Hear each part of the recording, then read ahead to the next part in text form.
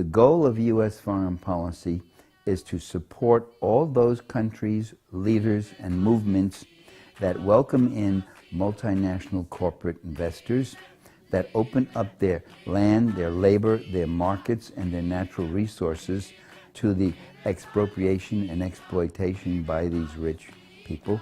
And the other goal of U.S. policy, it's the other side of the same goal really, is to obliterate or wipe out or undermine any leader, political movement, or nation that tries to develop its own land, labor, and resources for itself, that is self-defining and self-developing.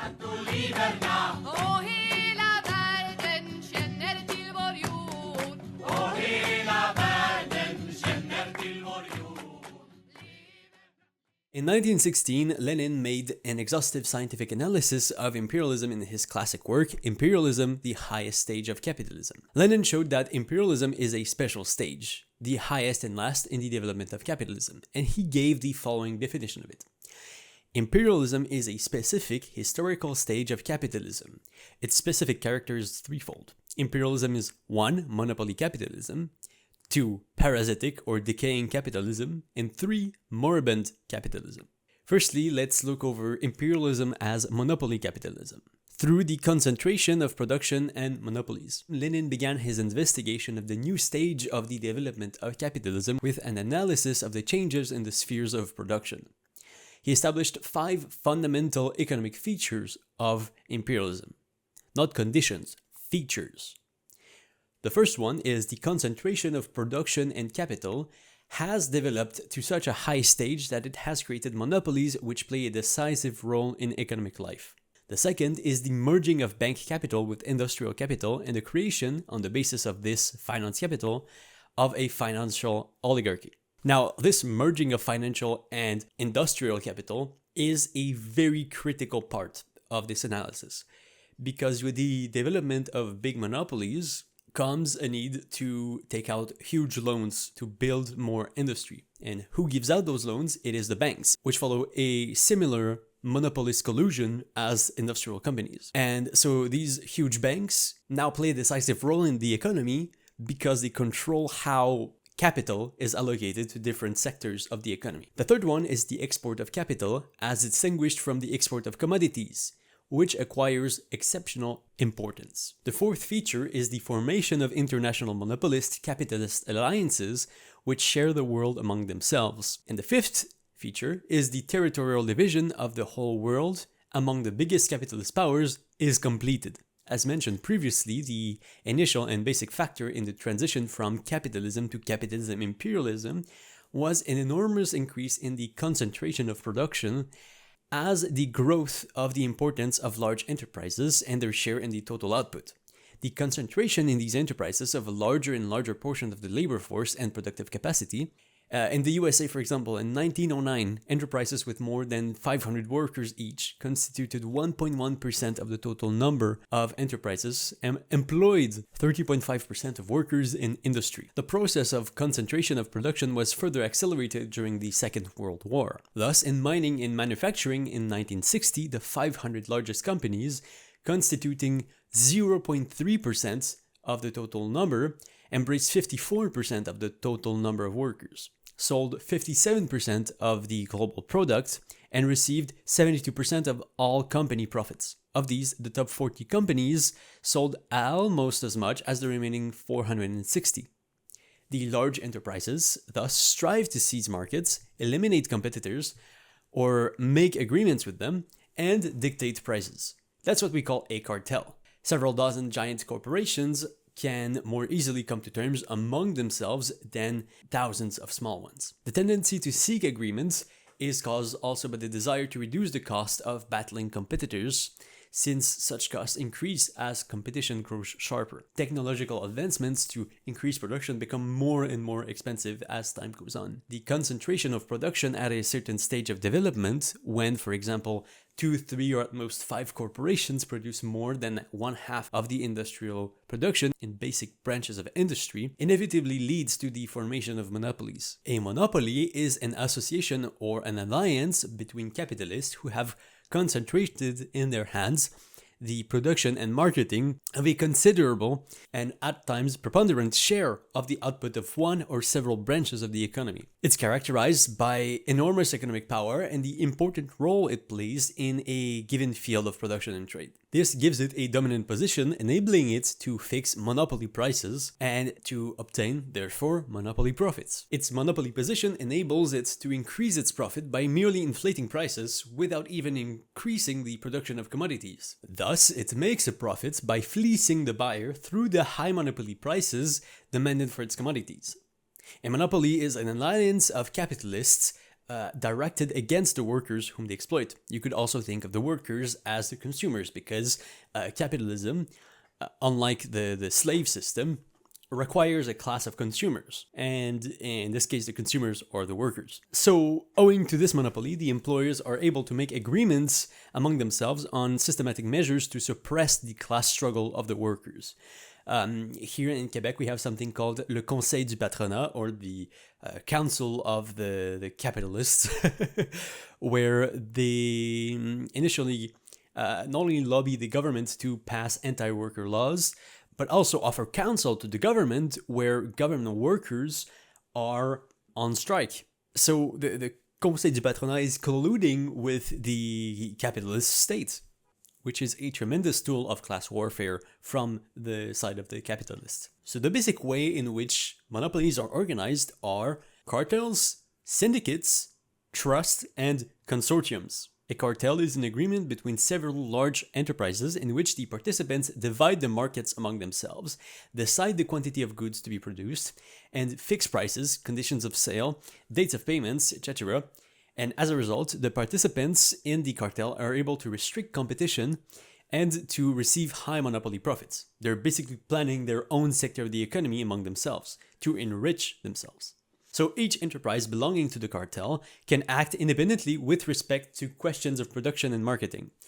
It is limited solely by the conditions of the cartel agreement. A syndicate differs from this cartel, where the enterprises participating in it lose their commercial independence. So the sale of goods and sometimes the purchase of raw materials as well is effected through a common office. In a trust, the enterprises completely lose their independence. The trust is in charge of the entire production, sale of goods, and finance of the previously independent enterprises. And a consortium is an association of a number of enterprises in different branches of industry. You can think of commercial firms, banks, transport, and insurance companies, which are formally independent but completely controlled by a big capitalist or group of capitalists. You can think of Monsanto, you can think of Mondelez International. So at the beginning of the 20th century, cartels were the most widespread in Germany, particularly in the coal, iron, and steel industries. In Russia, the syndicate was the prevailing form of monopoly alliance. The trust became the predominant one in the US. The amalgamation of numerous companies into one and the absorption of smaller enterprises by large ones led to the formation of trusts. There's also an important aspect of this monopolization of the capitalist economy, where companies will try to manufacture an increasingly large part of their production process in-house, which is why we're seeing more and more computer manufacturers solder their chips onto a mainboard that they manufacture themselves, where I think the only exception right here is like that all of these displays are manufactured by Samsung, even Apple's.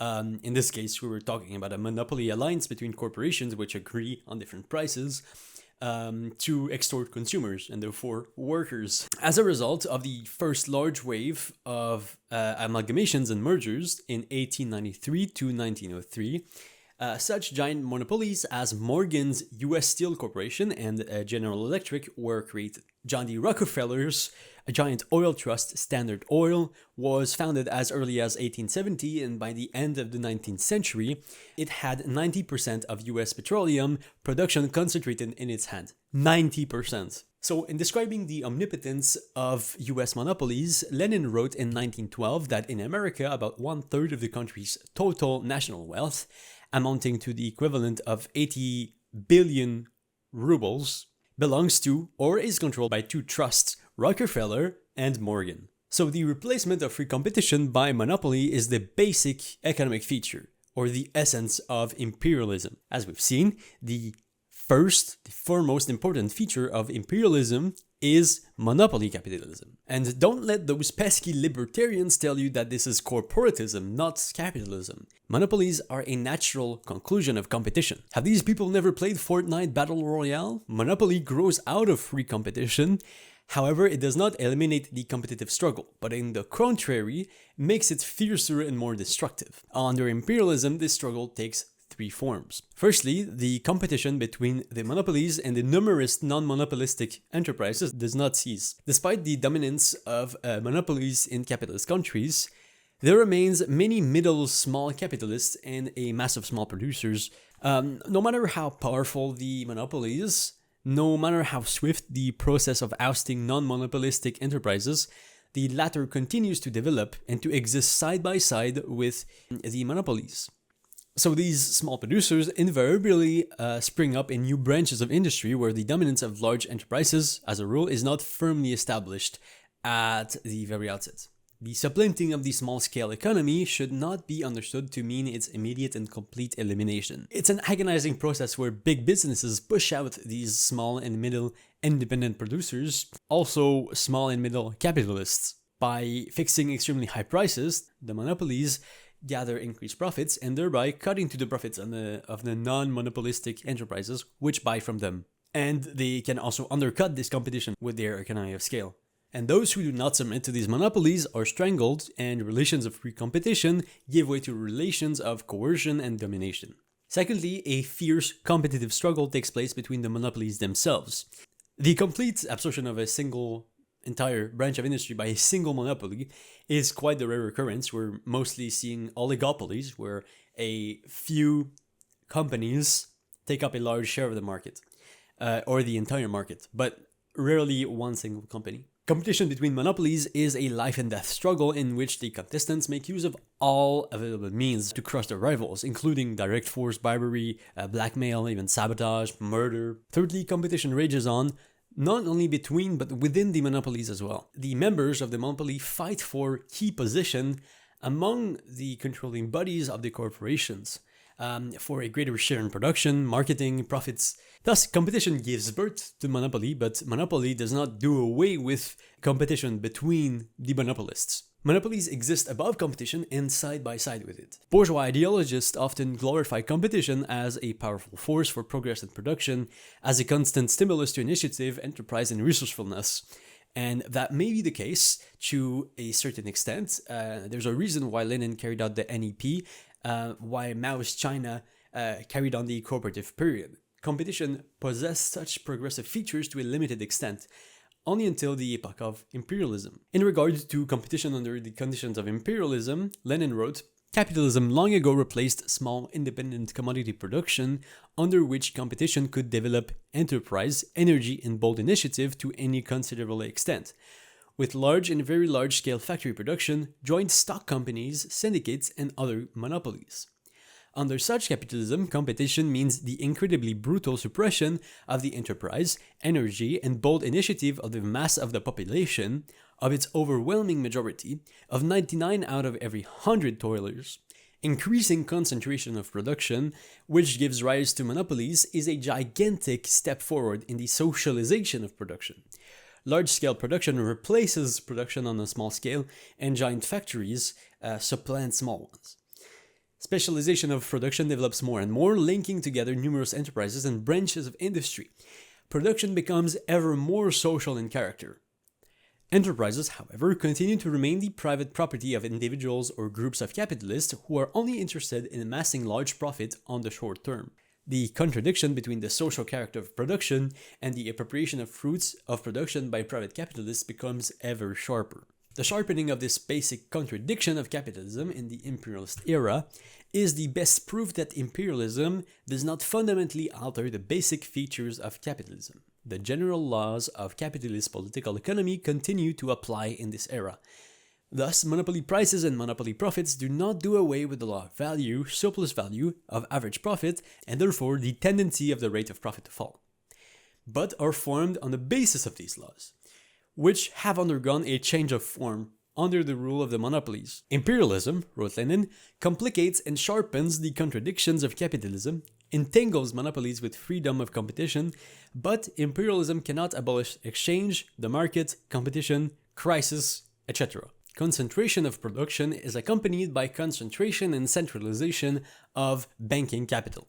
This leads to the formation of banking monopolies and to a fundamental change in the role played by banks. As banking develops and becomes concentrated in a small number of establishments, Lenin wrote, the banks grew from humble middlemen into powerful monopolies, having at their command almost the whole of the money capital of all the capitalists and small proprietors, and also the larger part of the means of production and of the sources of raw materials of the given country and in a number of countries.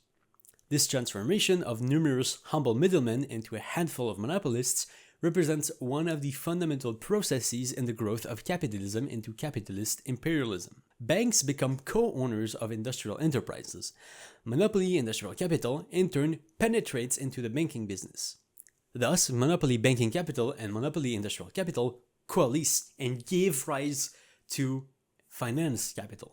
Magnates of finance capital, controlling large industrial enterprises and banks, are simultaneously industrialists and bankers. In the process of formation of finance capital, the interlocking and coalescence of the banks with industry, a large role was played by joint stock companies.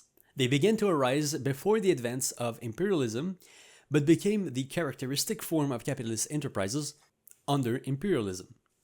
The capital of a joint stock company consists of the capitals of people acquiring their shares.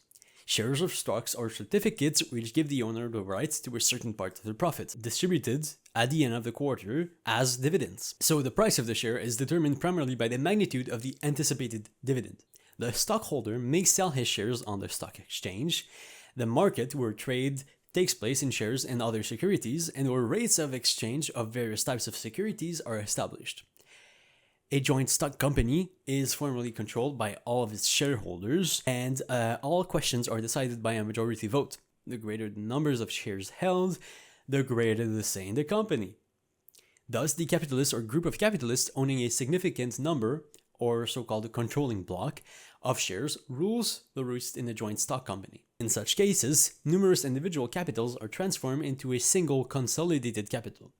As a result of the centralization of capital, it thus becomes possible to organize larger enterprises than could be created by individual capitalists acting alone. The big capitalist who buys up a controlling block of shares achieves control over a joint stock company. And in turn, this joint stock company buys up majority shares in other companies.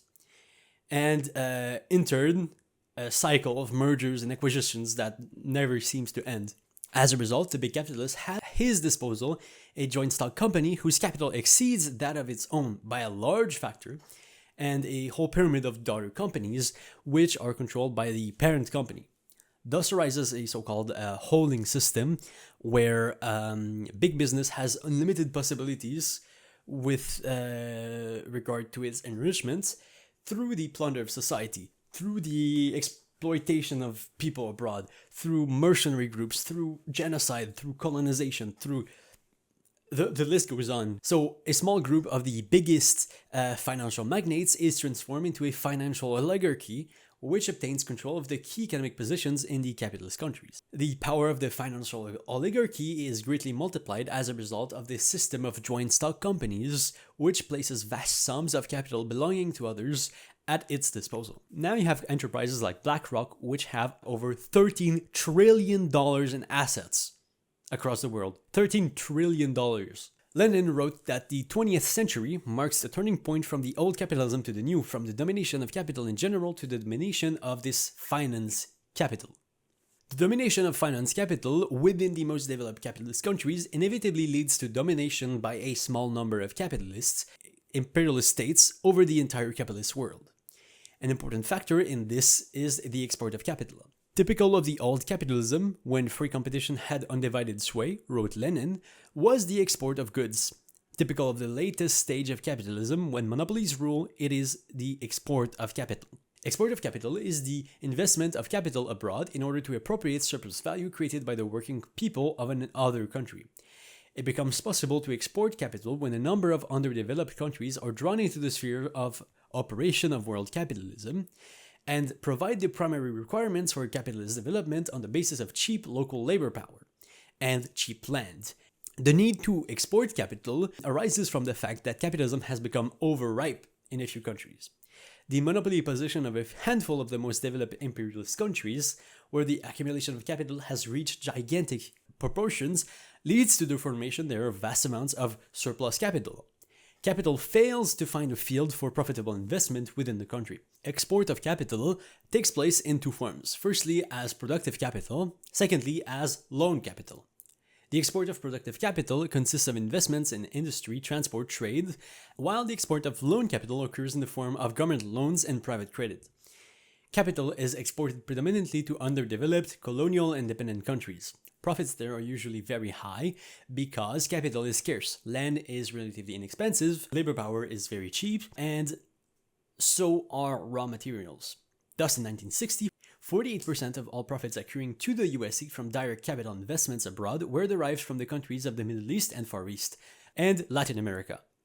The rate of profit on capital invested in the Middle East was 5.4 times that on capital invested in countries where capitalism was well developed. This, again, is a massive proof of the tendency of the rate of profit to fall. As the capitalist economy develops, it becomes more profitable to invest in areas where capitalism is less developed. In the export of capital, political motives may at times predominate. The part played by the political factor becomes especially great after the Second World War. The export of US capital has been widely used to support reactionary forces in other countries and to buy military allies. We can notably think of the way USAID operates, or the way that the USA directly funds political opponents in countries like Bolivia in order to install fascist dictatorships, or simply free market ghouls who basically give out their country's resources to US monopolists in exchange for massive bribes and a key position in this collaborator government. Before the First World War, the chief countries exporting capital were Britain, France, and Germany. In the period between the two world wars, the United States captured first place in the export of capital. In the 1950s, US capital invested abroad exceeded the combined investment and credits of all other capitalist countries. A fierce struggle, however, rages between the imperialist powers over spheres for the investment of capital. The export of capital transforms most capitalist countries into debtors and dependents of a few imperialist states. It is a weapon used by a handful of monopolists to exploit millions of people in other countries. The export of capital and the concomitant sharpening of the competition on the world market impelled the monopolies to apportion spheres of influence on a world scale. This, in turn, naturally leads to the formation of international monopolies. International monopolies are agreements between the biggest monopolies of various countries on the division of markets, policy, the volume of production. So the appearance of these international monopolies is a sign that the worldwide concentration of capital and production has reached an even bigger level than simple monopoly capitalism. Under capitalism, the world market as well as the domestic market are divided in accordance with the amount of capital possessed, the strength of the parties involved. The balance of forces, however, between the monopolies is always changing. Each monopoly unceasingly struggles to enlarge its share of the world's wealth. International monopolies are notoriously unstable. They cannot and do not eliminate intense competition. As far back as 1927, Alfred Mont, owner of the British Imperial Chemical Industries Trust, openly declared, "The cartel, or combination, is in reality nothing more than an armistice in industrial warfare." Under conditions of the undivided sway of imperialism, rivalry on the world market inevitably leads to the final analysis to the growth of armaments and an armed struggle between the imperialist states in defense of the interest of their monopolies. So the establishment of close economic ties cannot lead to a peaceful unions of all capitalist countries under the rule of a single world trust. The contradictions stemming from the pursuit of profit are too sharp, and the appetites of the monopolies are too large. There is no doubt, wrote Lenin, that the development is in the direction of a single united world trust embracing all enterprises without exception, and all states without exception.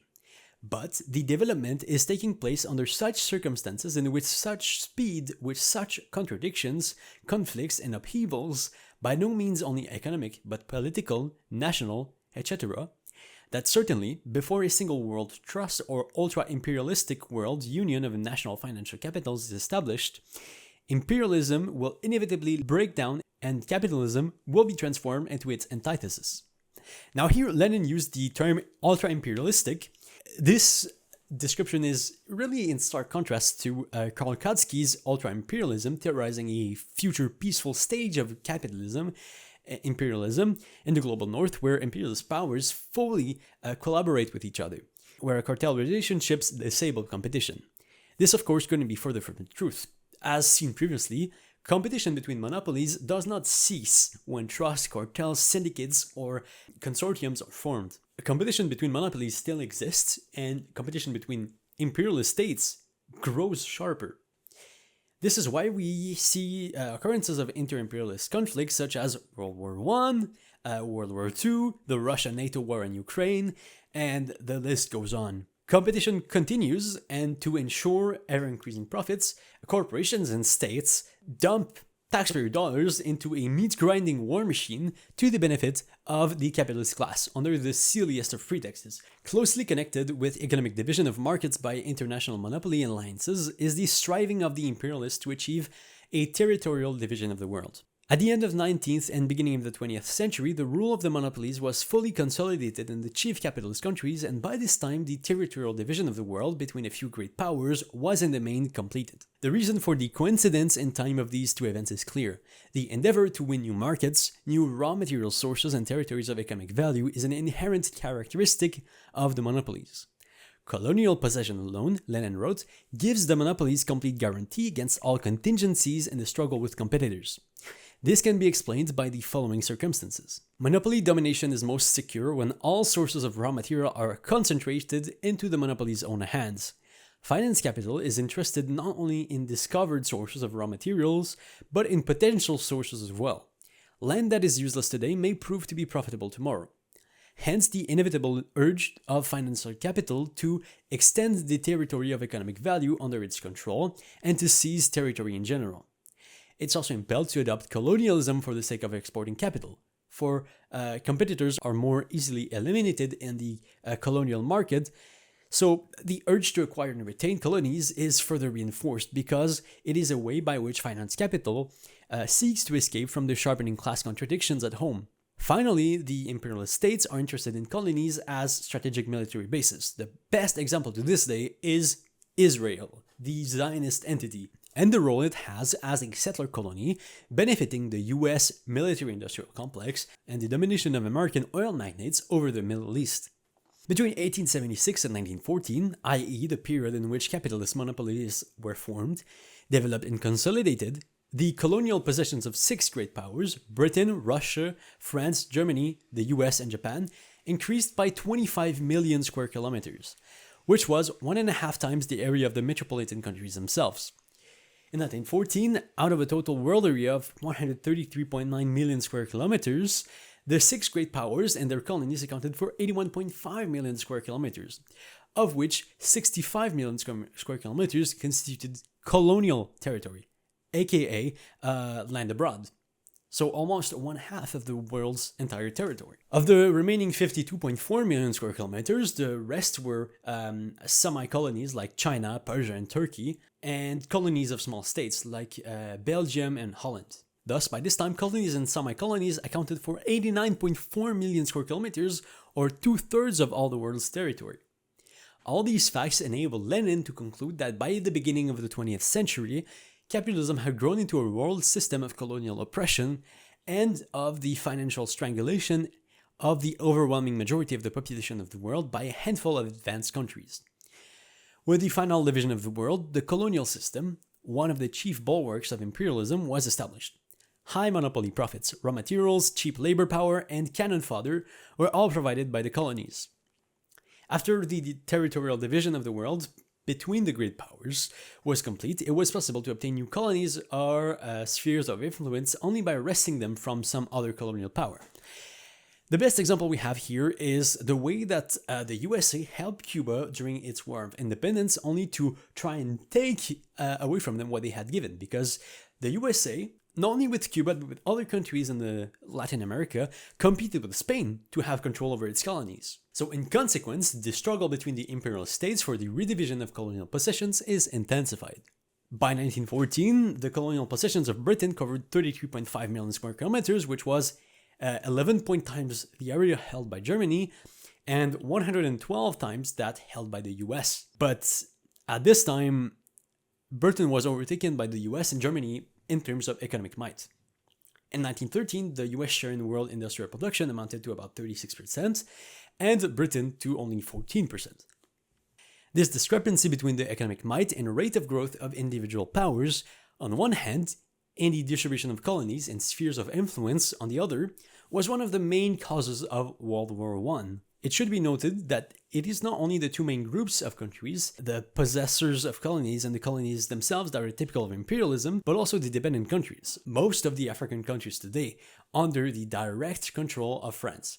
If you've been following the news lately and have seen what Emmanuel Macron, the president of France, has been saying to leaders of African countries, you're gonna see that pretty much nothing has changed. The guy's racist as fuck. Thus, although the US does not formally and legally possess a single important colony, it is in fact the biggest colonial power at the present time by capital investments, shackling loads, and one-sided agreements. The US monopolies have brought under their control many countries of the American continent. Monopolies inevitably lead to the decay of capitalism. Lenin pointed out that all monopoly under private ownership of the means of production engenders a tendency to stagnation and decay, or parasitism. Monopoly hinders the growth of the productive forces and technological progress.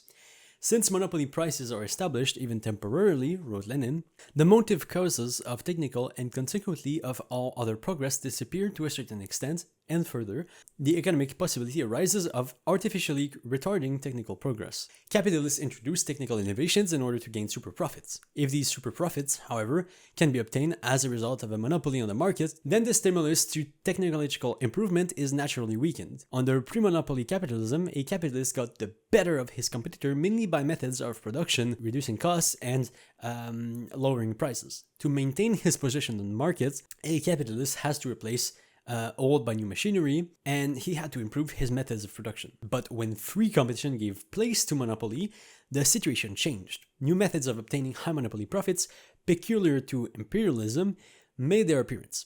In fighting their competitors, they make use of direct pressure and all sorts of financial manipulation. Monopolies often artificially restrict the production of certain commodities in order to maintain prices and profits at a high level. We see this even with the potato and the milk industries. This is a feature inherent to capitalism, where we waste potatoes and milk and all sorts of agricultural products on a massive scale just to keep prices at a certain level. Because nothing says a working economic system that benefits everyone other than ensuring there is a minimum price for food. Monopolies often artificially restrict the production of certain commodities in order to maintain prices and profits at a high level. This, of course, considerably hampers technological progress. Retaining old equipment in which enormous capital has been invested also hinders technological progress. It is only when economies resulting from the introduction of new technique rapidly cover the depreciation of old investments, or in the case of new enterprises and new branches of industry in which old investments are relatively small, that technological progress takes place unimpeded. Many bourgeois economists, recognizing that monopolies hold up technological progress, have called for a return to the era of free competition. Lenin showed how completely unfounded were such hopes for a return to the past. He said, even if monopolies have now begun to retard progress, it is not an argument in favor of free competition, which has become impossible after it has given rise to monopoly.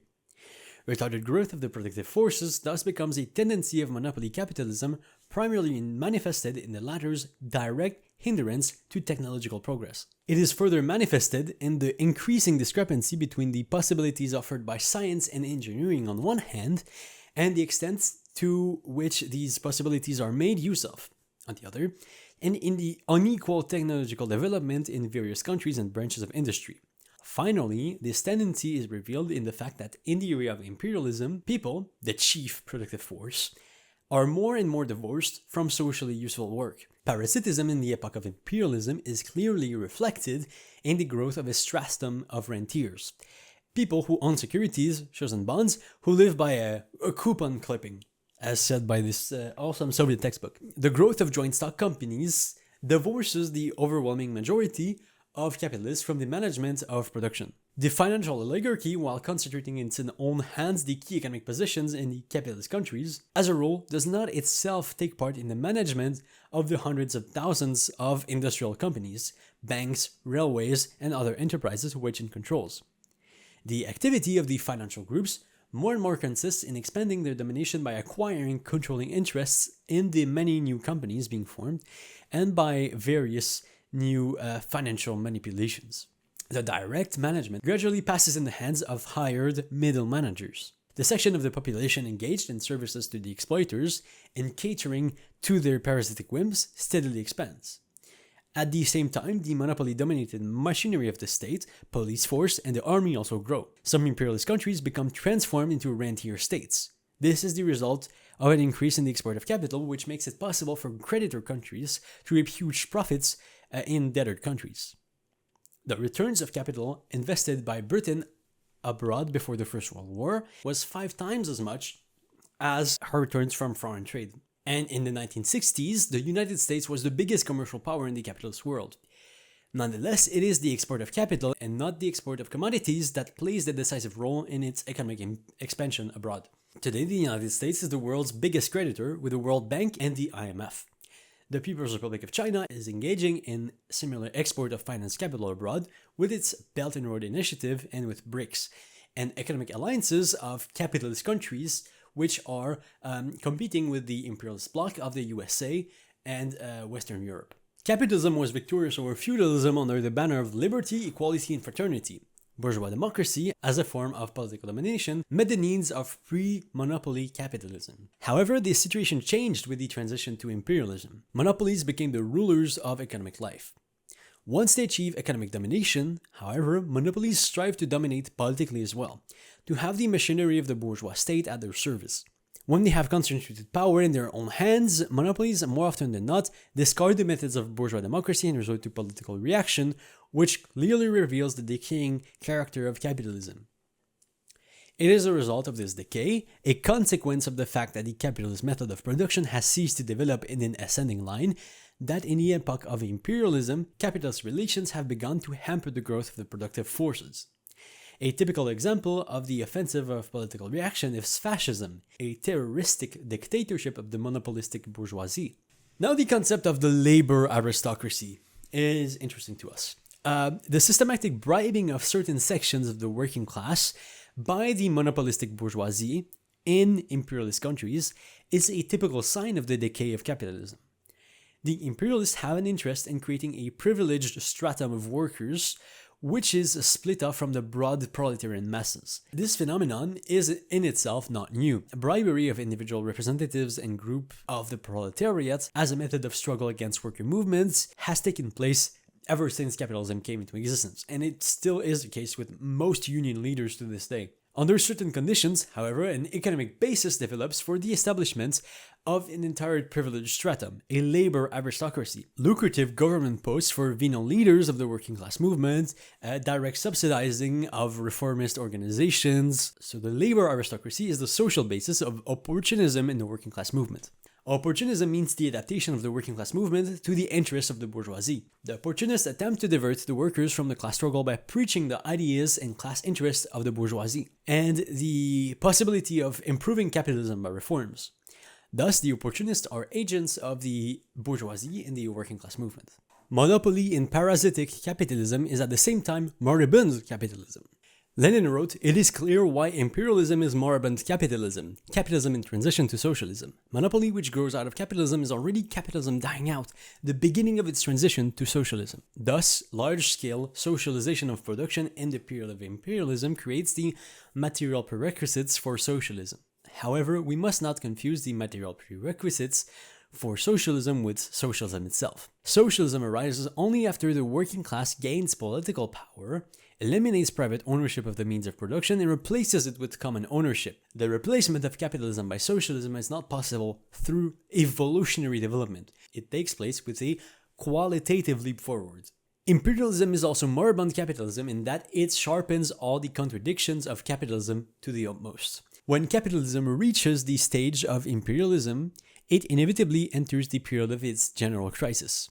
The general crisis of capitalism could no longer be held back once the imperialist countries had started a world war with its catastrophic consequences that proved fatal for capitalism.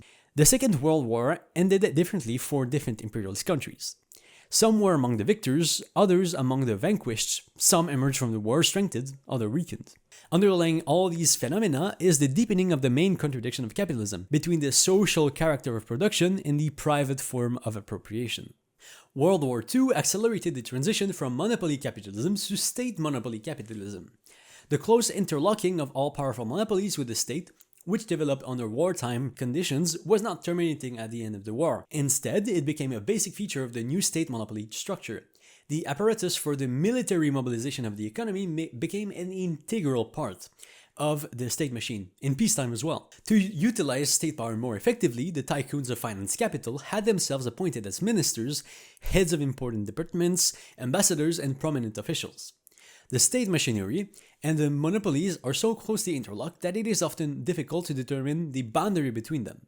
The state is turned into a committee for managing the affairs of the monopolist bourgeoisie. All economic life is strongly bureaucratized. It is a Kafkaesque economy. Now, the essence of state monopoly capitalism, as already indicated, is the direct union of the power of capitalist monopolies with the enormous power of the militarized state. In this union, the state occupies not an independent position, but a subordinate one, subordinated to the class interests of the capitalists. In the interest of the monopolies, the state carries out various regulating measures and makes use of state nationalization of individual branches of the economy. It swells the government budget in order to create a special kind of privileged, guaranteed market for the corporations. This is utilized as a buffer to absorb the shocks caused by economic crisis and the narrowed sphere of influence of imperialist exploitation. The monopolies use the state as an instrument of capitalist accumulation to concentrate the monetary resources of the population in the very large private banks and insurance companies that finance the monopolists. The state in effect acts as a guarantor of deposits. It saves the trusts and concerns from bankruptcy and maintains and supports the high level of their profits by means of heavy tax burdens imposed on working people. The military and police functions of the states become enlarged to a monstrous degree and are employed by the monopolies to oppress working people. In the transition to state monopoly capitalism, state ownership also increases to some extent. Ownership is transferred to the state in several important but not very profitable branches of industry.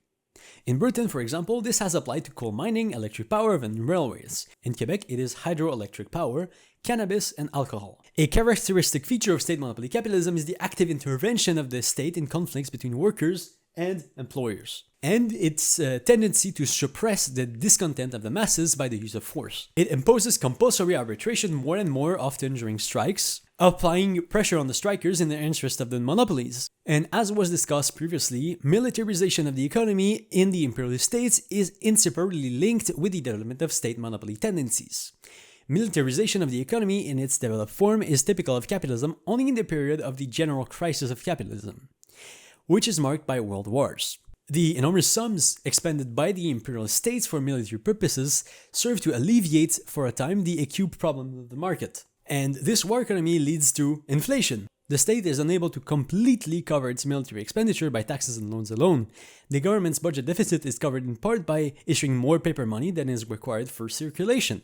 Furthermore, state bonds are used as a means of payment, as security on loans granted by banks to the capitalists, and this leads to an increase in the amount of money in circulation. The result is inflation, the usual consequence of wars and militarization of the economy.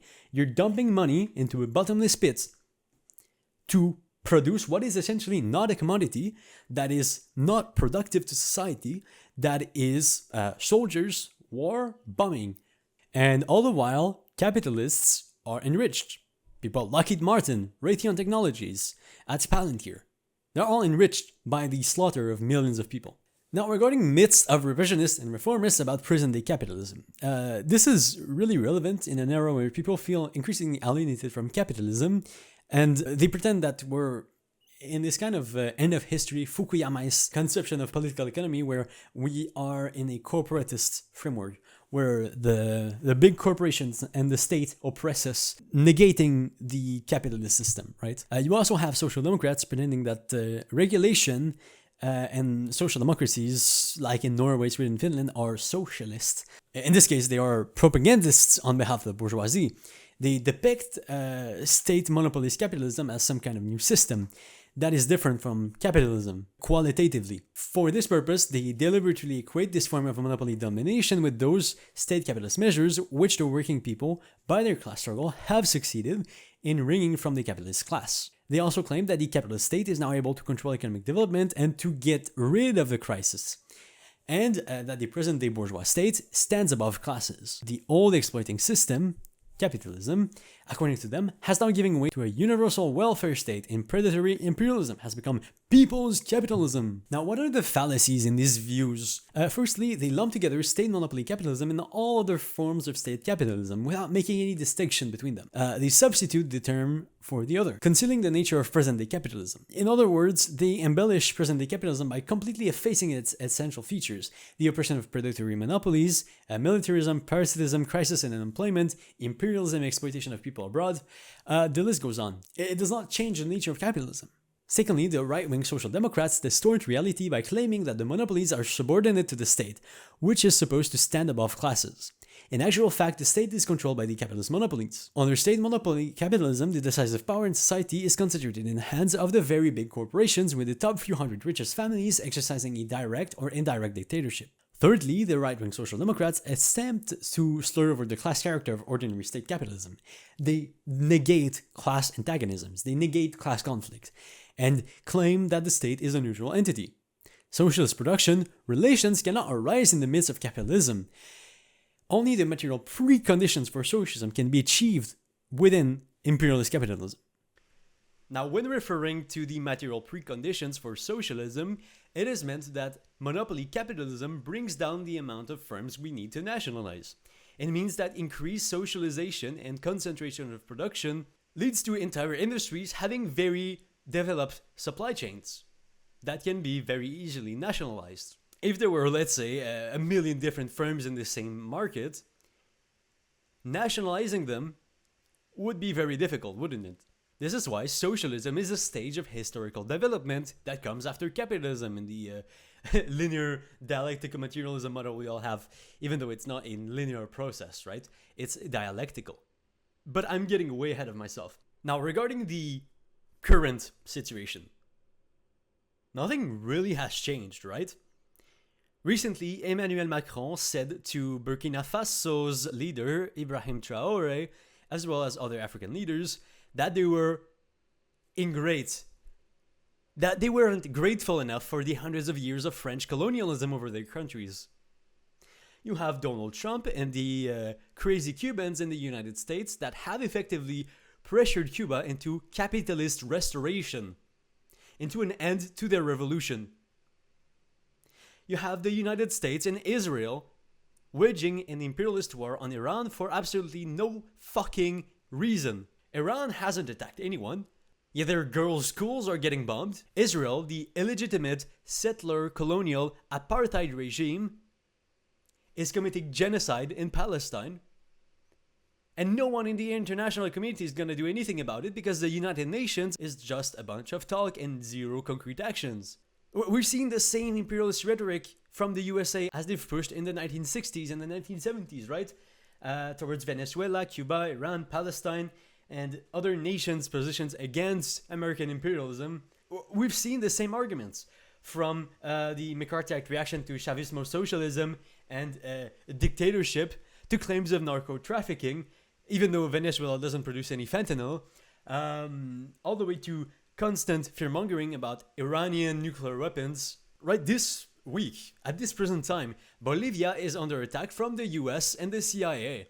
They've been couped before because American multinationals wanted to secure their grasp over Bolivian resources, and they've done it with success. Now the farmers and the peasants are fighting back, and the CIA is having none of it. And of course, this is not something new. The US is a colonial project born out of Manifest Destiny. a project of the genocide of Native Americans, and unlimited westward expansion until the other sea. And even though we are all hopeful lunatics thinking that the US empire is collapsing, in this collapse they are being as aggressive as they've ever been, trying to maintain their grasp over the world's natural resources. And as we've seen, when a country's economy is contracting, when capitalism has become moribund, when capitalism is overripe, when markets at home aren't large enough for the interest of monopolies, the country enters a phase of militarization of the economy. As Enver Hoxha said in his 1960 Moscow address, let us look facts straight in the eye. World imperialism, headed by its aggressive detachment, US imperialism, is directing the course of its economy towards preparation for war. It is arming itself to the teeth.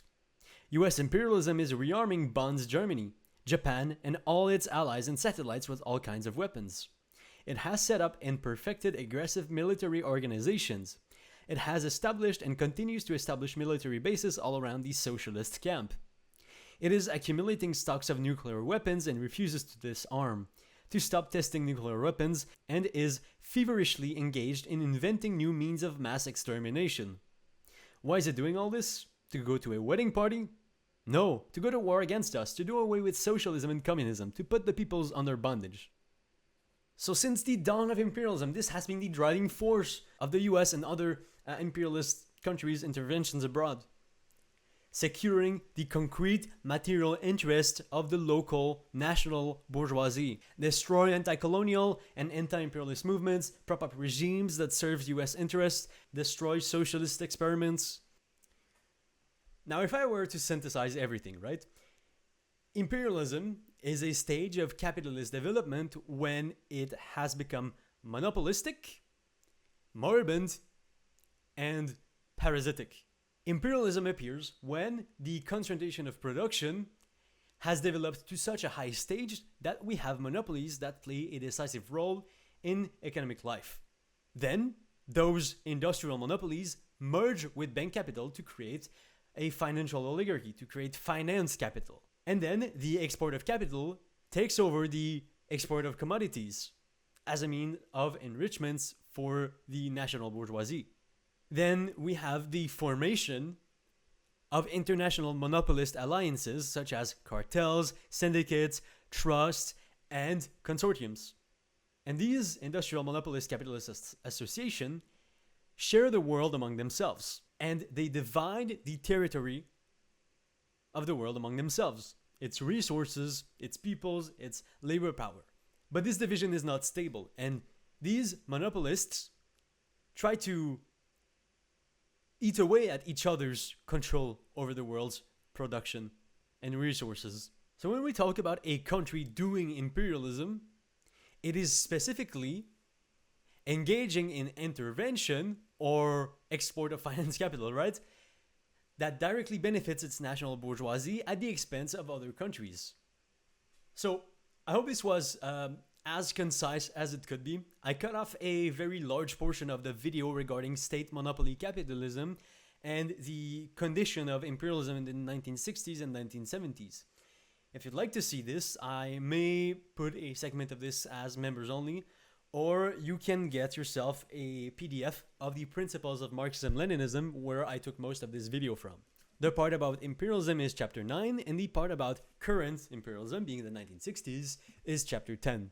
You can find this in the description of this video. The next video will probably go over capitalist political economy and the law of value. So stay tuned for that. Thank you for watching. Get organized and join the class struggle.